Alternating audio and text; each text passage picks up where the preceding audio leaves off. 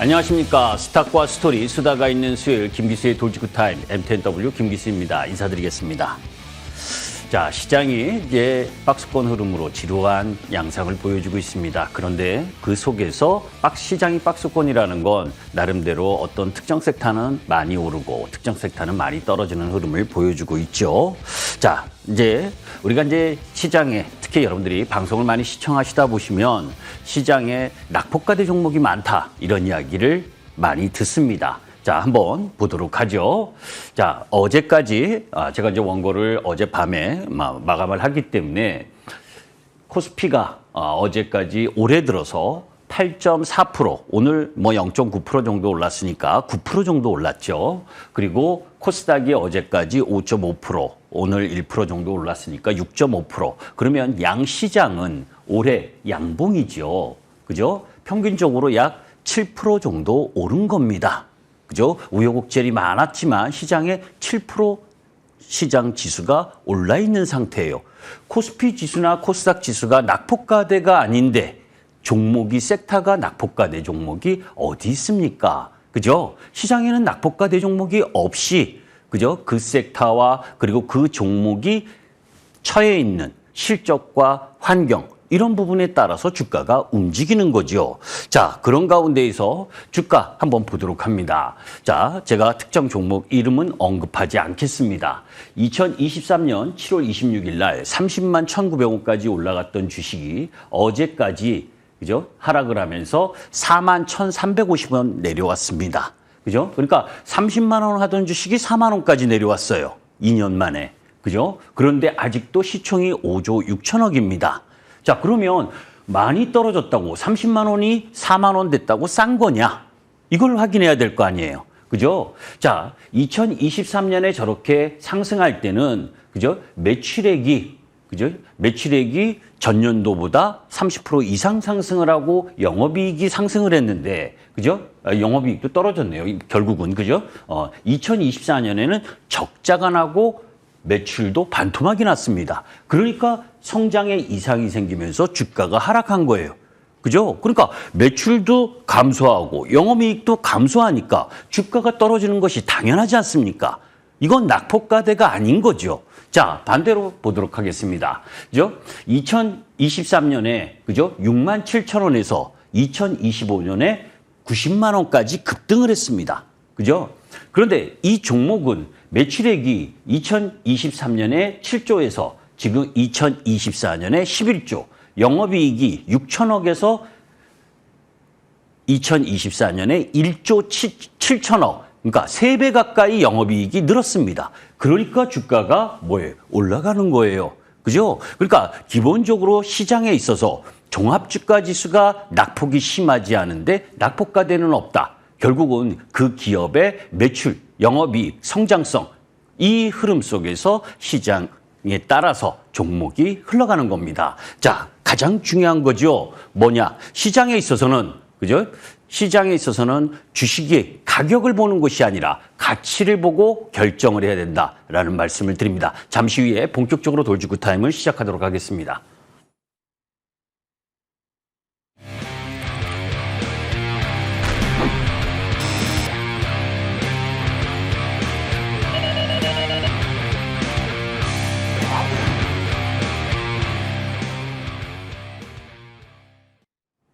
자, 지난주에 미국 시장이 옵션 만기였죠. 그죠?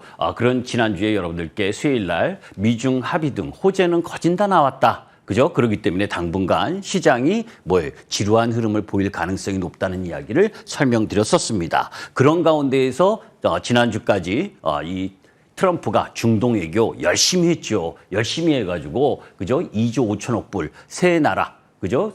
그 상황 속에서 이 사우디나 카타르 그리고 아랍에미리트에서 놀랄만한 성과를 보였습니다. 이래서 미국 시장도 분위기 좋았죠. 그죠? 그렇게 옵션 만기가 지난 이후에 그죠?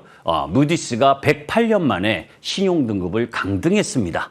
사실 S&P나 피치 이쪽에서 먼저 강등을 했었기 때문에 놀라울 만한 뉴스는 아닙니다. 그런 가운데에서 뭡니까? 단기적으로 추가 강등 가능성은 낮다고 평가가 되는데 그래도 한번 살펴봐야 되잖아요. 그죠? 좀 자세히 한번 보도록 하겠습니다. 자, 2011년, 그죠? 2011년 8월 5일 날, 금요일 날, 그죠? 요 노란색 표시한 부분입니다. 이때가 이 S&P가 첫 번째로 미국의 신용등급 강등을 했었을 때예요. 이미 주가가 내려오고 있었죠. 내려오고 얼마나 미국이 좀 얄밉냐면, 그죠? 악재나 호재 같은 것들을 자기네 장 딱 끝난 다음에 발표를 합니다. 그러니까 금요일 날 악재가 딱 나오면 우리 시장의 월요일 날 선 반영을 하죠. 하락 반영. 그리고 진짜로 미국 시장에서 월요일 날 떨어집니다. 떨어지면 우리 시장은 화요일까지 또 떨어지죠. 이런 식으로 반영이 되는 건데 사실 이때는 요 신용등급 강등을 이야기하기 전에 유럽의 재정위기, 그죠? 이런 부분들 때문에 주가가 하락하고 있었던 상황이었다라는 걸 기억을 하시면 그래서 영향이 조금 당일, 그죠? 7% 정도 하락하면서 악영향을 미쳤었다라고 보시면 됩니다. 자, 두 번째, 2023년 8월 1일, 이때는 화요일이었습니다. 그죠? 피치가 두 번째로 미국 신용등급 강등을 했을 때, 사실 이 부분이거든요. 당일날은 영향이 이 나스닥도 2% 정도, 그리고 코스피도 2.3% 이틀 동안 영향을 받은 정도입니다. 그런데 이때는 그죠? 이렇게 지금 하락 추세가 진행되고 있잖아요. 이때 부분은 사실 신용등급 하락 때문에 하락한 부분이 아니라 미국이 반도체 수출 규제를 하고 그런 가운데 이때 여러분들이 많이 들으셨던 내용이 뭡니까? 이 파월 연준 의장의 그 매파적인 흐름, 그리고 금리가 상당히 15년 내 최고치, 그리고 이스라엘과 하마스 전쟁, 이렇게 해서 난리부르스를 치던 때입니다. 그래서 오랫동안 하락 흐름을 보여줬었던 부분이기 때문에 미국의 신용등급하고는 상관이 없었다라고 보시면 됩니다. 오히려 그 이후에, 그죠? 사실은 무디스가 이번에 신용등급 하향 조정했잖아요, 미국. 사실 2023년 11월 10일 날 무디스가 은행들에 대해서 신용등급을 먼저 하향 조정했었던 때, 그리고 나서부터 뭡니까? 미국 시장의 통화정책 완화 기대감, 그죠? 그래서 금리 인하를 할 가능성이 높다라는 시그널을 가지고 계속해서 우상향했었습니다. 우리 시장도 마찬가지예요. 그죠? 아까 이야기했었던 그 부분에서 무디스의 지역은행 신용등급 강등이 8월 8일, 8월 17일 날 중국 헝다그룹이 파산 보호 신청 미국에 했고, 그리고 8월 22일 날 S&P가 미국 은행 신용등급 강등하고 줄줄이 악재가 계속 나오던 때입니다. 이때하고 지금하고를 같이 비교하면 안 되는 거죠. 충격이 제한적일 것이다. 그죠? 그래서 이렇게 뭡니까? 충격이 제한적이라 하더라도 신용등급 강등을 하게 되면 룰 베이스로, 그죠? 일정 정도 기간이 매도해야 되는 부분이 존재를 하거든요. 그렇기 때문에 국채금리가, 그죠? 미국채 10년물 금리가 4.5%를 넘나들었다 하고, 그죠? 30년물 금리가 5%대를 넘나들었다 하는데 너무 신경 쓰지 않으셔도 된다라고 보시면 됩니다. 자, 그런 가운데에서 무디스 신용등급 강등에 정치적인 의도가 있지 않느냐라는 부분도 있습니다. 왜냐하면 그 무디스 애널 마크 잔디가, 그죠? 2016년부터 도널드 트럼프 대통령을 반대한 인물이고, 사실 바이든 때, 그죠? 바이든 때 뭡니까? 신용등급 강등해도 되거든요. 왜냐? S&P나 피치가 하향 조정을 했는데 그때 상황에서 별반 차이가 없었기 때문에 이런 정치적 의도까지 좀 의심을 받는다라고 보시면 됩니다. 자, 그런 가운데에서 그러면 한국은 안전하냐라고 보셔야 될 거 아니에요. 그죠? 사실 2000년에서 2024년까지, 그죠? 이 국제결제은행 추산해서, 그죠? 미국은 51.1%, 그러니까 GDP 대비 국가비채 비율이 51.1%에서 107.4%까지 증가하는 이 상황 속에서 우리나라는 9.0%에서 45.3%. 절대적인 수치는 낮지만 우리나라가 엄청난 속도로 국가 부채 비율이 늘어나는 걸 알 수 있잖아요. 미국은 기축통화국가입니다. 우리는 그렇지 않죠. 그러니까 이런 식으로 가게 되면 우리나라도 신용등급 강등에 우려가 있을 수 있다는 거 염두에 두셔야 됩니다. 지금 대선입니다. 대선 주자들이, 그죠? 너무 선심성이나 포퓰리즘 정책을 쓰면 그것은 우리 젊은 세대에게 짐이 된다는 걸 아셨으면 좋겠습니다. 자, 그런 가운데에서 글로벌 경기, 그죠? OECD 경기 선행지수, 여러분들 이 경기 선행지수는 중요하잖아요. 그죠? 중국은 지금 8개월째 상승 중이고, 유럽도 상승 중, 우리나라도 뭐 상승폭은 크지 않지만 그래도 상승 중입니다. 미국만 조금 안 좋은 부분. 그러니까 미국 쪽 라인 부분에 있어서는 조금 부담인데, 이 신흥국이나 이런 쪽 부분들은 괜찮다는 거, 이걸 염두에 두시고, 자, 그런 가운데에서 트럼프가 그죠? 신생아 주식 계좌 제도를 만들려고 하고 있습니다. 이거는 미국 시장에게 엄청난 그죠? 엄청난 호재다. 그죠? 아직 시장에서는 별로 이야기하지 않지만 이것을 도입하게 되면 엄청난 호재가 됩니다. 우리나라도 좀 참고를 했으면 좋겠어요. 신생아를 낳으면 정부에서 $1,000를 주고 부모는 연 최대 $5,000를 줄 수가 있습니다. 그죠? 그리고 그 계좌를 통해서 주식 투자를 할 수 있습니다. 그런데 30살 때까지 깰 수가 없습니다. 그죠? 그리고 이 신생아는 자라나서 그죠? 성년이 돼서 깨면 그죠? 그 불이익 페널티를 받습니다. 그러니까 30살까지 이렇게 차곡차곡 모아가면 그죠?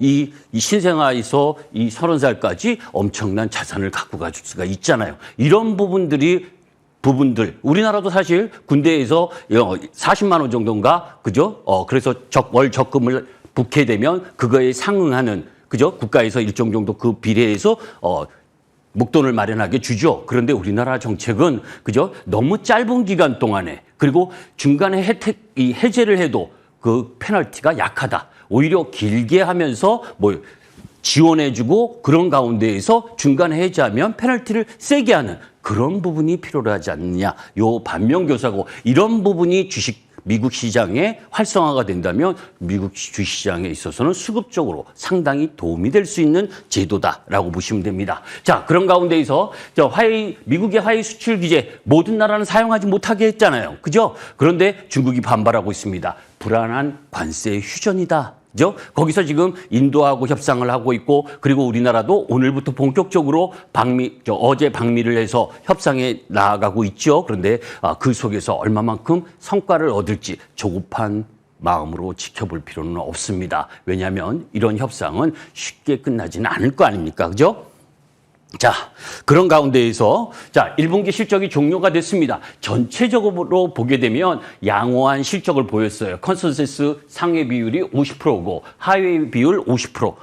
그럭저럭 상해와 하해가 비슷비슷한 흐름을 보여줬다. 그런 가운데에서 디스플레이나 조선 그리고 반도체 상사 자본재 이쪽은 실적 서프라이즈. 반면에 에너지나 IT 가전, 미디어 교육 이런 쪽 부분에 있어서는 실적이 안 좋게 나왔습니다. 결국은 기업들의 실적 부분이 섹터마다 달랐다는 걸 염두에 둘 필요가 있는 거죠. 그죠? 그리고 또 전체적으로 1, 4분기 기대가 낮았던 만큼 컨센서스를 상회한 업종도 많았었어요. 그런데 이게 이제 관세 흐름 속에서 2, 4분기까지도 이어질 것이냐라고 하는 부분은 퀘스천 마크죠. 오늘 5월 20일까지 그죠? 수출 실적이 발표가 됐습니다. 그죠? 마이너스 2.4% 전년 동기 대비. 그러니까 아직 마이너스죠. 사실은 1일부터 10일까지가 이 조업일수가 1.5일이 적었었던 부분, 이런 부분들이 영향을 미쳐서 20일까지는 안 좋지만 20일부터 또 30일까지 그것을 만회할 것이다라고 기대를 합니다. 자, 그런 가운데에서 순이익과 관련된 부분을 한번 보도록 하죠. 우리가 종합주가지수, 아까 여러분들께 말씀드렸잖아요. 모두에서 개별 기업은 매출과 영업이익이 성장하고 순이익이 성장할수록 주가가 올라가는 것이 맞다. 그 반대라면 주가가 떨어지는 것이 맞고 낙폭과대는 없다라는 이야기를 했습니다. 자, 우리 시장이 2021년 3,200포인트까지 올라갈 때 그때 우리 시장의 코스피 기준 당기 순이익이 190조 원을 다다랐었습니다. 그래서 그죠? 2020년 개인들이 여러와 같이 그죠? 시장에 들어오고 코로나 때 그죠? 그러면서 무분별하게 고점을 던 때 그때 3,200포인트까지 갔죠. 그런데 기본 당기순이익 베이스로 보게 되면 2023년에 106조. 그죠? 그러니까 2023년이 그렇게 시장이 어려웠던 겁니다. 자, 2024년에 당기순이익 168조를 기록을 했습니다. 자, 그러면 그죠? 주가가 올라가는 게 맞죠? 그죠? 조금만 더 올라가면 190조인데 그죠? 2025년 올해는 그죠? 206조를 기대를 한다. 그죠? 물론 이 변수 요인은 그죠? 관세율이 어떠냐에 따라서 그리고 또 이 6.3 대선 이후에 그죠? 새로운 정부가 어떤 정책을 펼치느냐에 따라서 틀려질 수도 있습니다. 그러나 예상 흐름으로 보게 되면 우리 종합주가지수가 쉽게 밀릴 수 있는 부분은 아니다는 거죠. 절대적으로 낮다는 겁니다. 자, 그런데 여기서 딜레마가 있어요. 여러분들이 이렇게 말씀드려서 종합주가지수가 앞으로 올라갈 가능성이 높다라고 이야기를 하면 내 종목 그죠? 많이 떨어지고 계속 떨어지는 종목도 들고 있으려고 합니다. 주시장 아까 여러분들께 말씀드렸었던 이유가 뭐냐면 주시장이 올라갈 때도 내 계좌가 그죠? 밑으로 내려가는 거라면 주식 투자하지 마셔야죠. 그죠? 종합주가 지수가 올라가는데도 내 계좌가 마이너스라면 그것은 뭔가 잘못된 거 아닙니까? 그죠? 주식은 그죠? 종합주가 지수보다 개인 투자가가 직접 투자하는 이유는 종합주가 지수보다 더 많은 수익을 요구하는 거잖아요. 그죠? 적어도 종합주가 지수가 10% 오르면 내 계좌는 20% 30% 올라야 정상인 거고 종합주가 지수가 마이너스 10%가 났을 땐 그거보다 더 많이 떨어지는 게 일반적인 개인 계좌의 특성입니다. 그죠? 그렇기 때문에 올해처럼 종합주가 지수가 올라가는데도 내 계좌가 마이너스를 보인다면 뭔가 투자의 방법을 바꿀 필요도 있다는 걸 여러분들 스스로 공부하셔야 됩니다. 자, 그런 가운데에서 주가는 두 해를 기억한다라는 이야기를 했죠. 저것도 아까하고 비슷한 맥락입니다. 이미 4월 16일 날 여러분들께 말씀드렸던 내용이에요. 그죠? 두 해를 기준으로 보면 우리 시장 지수 자체는 그렇게 내려올 확률보다 올라갈 확률이 높다. 다만 그런 가운데에서 단기적으로 올라온 부분이 있기 때문에 박스권 흐름이 좀 더 진행될 것이다 라고 보시면 됩니다. 자, 아까 실적을 봤으니까 쪼그라든 실적, 그죠? 아까 에너지나 화학, 2차전지, IT, 가전 이쪽 라인 부분들은 실적이 자 보세요. 에너지 쪽 2023, 22년부터 그죠? 요 검은색인데 2022년부터 내려왔고 그죠? 그리고 화학, 그죠? 2차전지를 포함해서 그죠? 이 실적, 예상 순이익이 계속 쪼그라들잖아요. 2025년까지 안 좋죠. 그죠? IT 가전도 마찬가지입니다. 이래서 주가가 못 올라오는 거예요. 그죠? 2026년에 그나마 조금 나아질 수 있다라고는 보는데 그죠? 그때 가봐야 하는 거죠, 이것도. 그죠? 자, 그런 가운데에서 주가들을 한번 보도록 하겠습니다. LG화학의 주가 모습입니다. 그죠? 지금 저 고점이 얼마인지 모르는데 이것은 연봉인데 그죠? 5년 동안 지금 계속 내려오고 있죠. 그죠? 종합주가 지수가 이렇게 급락했습니까? 그렇지 않잖아요. 그죠? 자, 거기에 LG이노텍도 4년 동안 계속 내려오고 있습니다.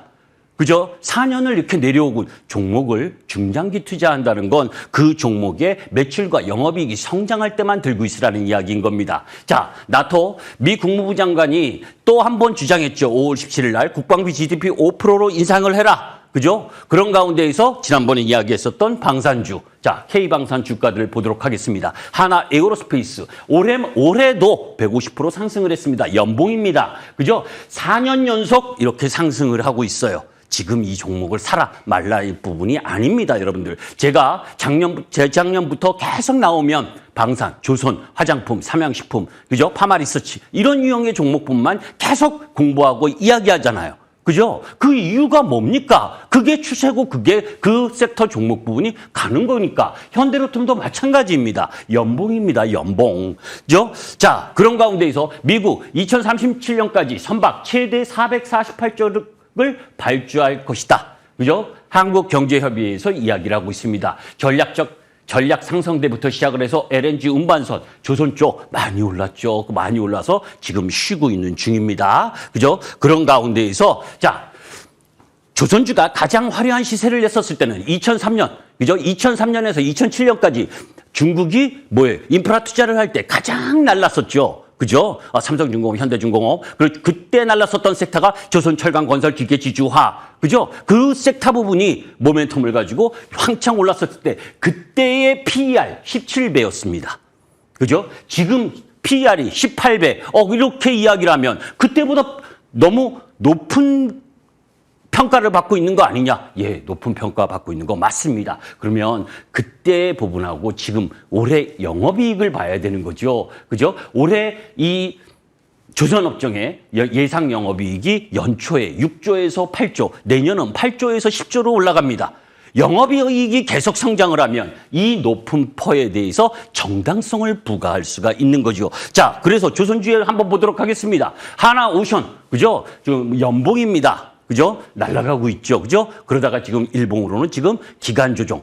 아시잖아요. 그죠? 산업은행에서 블록딜 지분 매각하고 나서 지금 쉬고 있는 흐름을 보여주고 있고 그 속에서 HD 한국조선해양 날아가고 있습니다. 그죠? 조선 쪽도 그죠? 쉬었다 날아가는 기술적 흐름을 잘 파악하면서 움직여야 되는 거죠. 이게 주도 섹터입니다. 자, 지난주에도 여러분들께 계속 이야기했죠. 원전 르네상스 재시동했다. 지난주에 이야기한 그대로입니다. 그죠? 한국형 SMR 그리고 그 속에서 전력 수요가 동남아도 친원전으로 선회하고 있고 원전 삼국지 한국에 주목해야 되는 이유 이거에 대해서 지난주에 이야기를 했었던 부분 그런 가운데에서 또 뉴스가 나왔죠. 그죠? 탈원전 앞장선 벨기에 덴마크 다시 원전 쪽으로 회귀한다. 하다못해 대만도 그죠? 대만도 원전 쪽으로 간다. 그러면 그때 제가 여러분들께 말씀드렸던 게 뭡니까? 원전이 좋다고 그죠?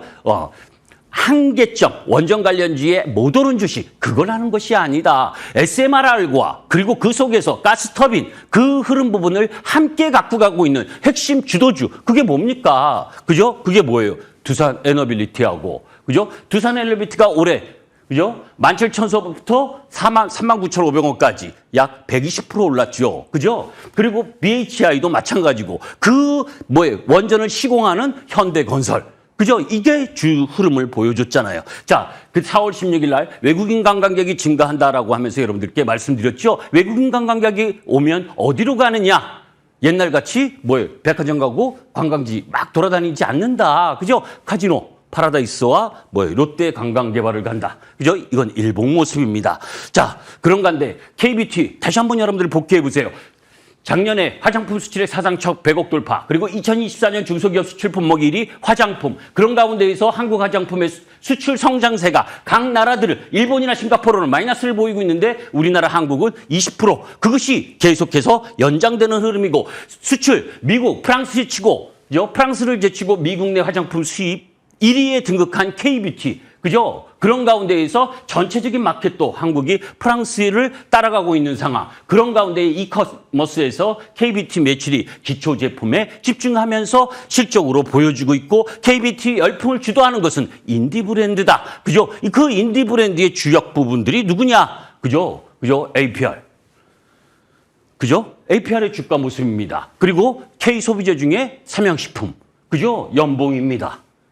이런 주도 섹터를 놔두고, 그죠? 저기 밑에 내려있는 종목, 그거 반등을 노리고 주식을 매매하는 건 주도 섹터의 시장을 눈 감고 매매하는 겁니다. 그죠? 이런 이야기를 할 겁니다. 그럼 너는 이런 주식들을 매매하느냐라고, 이런 주식들만 매매합니다. 시장에 있어서는 주도주가 바뀔 수가 있습니다. 제가 이런 말씀을 드렸죠. 주도주가 바뀔 수 있는 환경을 갖고 가려면 통화정책의 변화라든가 정책의 변화, 그런 부분들이 나타나고 그래서 실적을 무너뜨릴 수 있고 그 실적을 무너뜨려서 주도주가 붕괴가 돼야 다음 주도주가 나오는 겁니다. 주도 섹터가. 지금 전체적으로는 이런 흐름 부분의 연장인데 기술적으로 얼마만큼 여러분들이 타이밍을 맞춰서 매수할 것이냐. 제가 일주일에 한 번 나오는데 타이밍을 맞춰드릴 수는 없잖아요. 그죠? 저는 미아리에 갔다 오지도 않았습니다. 그렇기 때문에 미리 이야기를 할 수는 없지만 기본적으로 주 추세인 우상향 추세의 공략, 그 부분이 핵심이다라는 말씀을 드립니다. 자, 잠시 후에 여러분들께